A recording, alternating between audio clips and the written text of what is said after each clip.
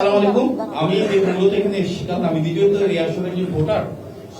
আমরা জানি যে ঢাকা 14 আসনে সামজিদুল ইসলাম কুলি, যিনি মায়ের ডাকের সমন্বয়ক, উনি আসার পরে এখানে কিন্তু দেখা গেছে খুব একটা উৎসবমুখর পরিবেশ ছিল।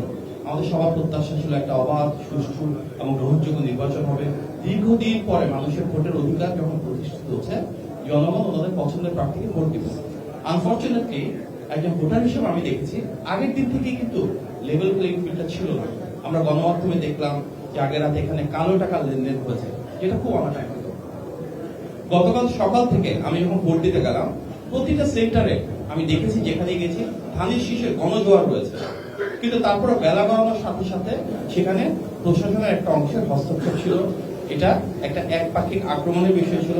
আমাদের এখানে অনেক সিনিয়র নেতৃবৃন্দ রয়েছেন, এখানে পাপেল ভাই রয়েছেন, রাজাক ভাই রয়েছেন, শামীম ভাই রয়েছেন, মিষ্টি আপা রয়েছেন, রিমন ভাই রয়েছেন এবং মূলদল অঙ্গ এবং সহযোগী সংগঠনের নেতৃবৃন্দ রয়েছেন।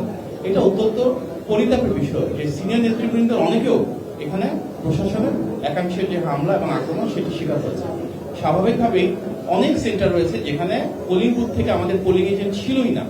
যখন পোলিং এজেন্টদেরকে বের করে দেওয়া হলো, তারপর সেখানে ওনারা ওনাদের মতন করেই কিন্তু পোলিং এজেন্টের স্বাক্ষর ছাড়াই সেগুলোকে সিগনেচার করে কেন্দ্রে পাঠিয়ে দিলেন কেন্দ্র থেকে।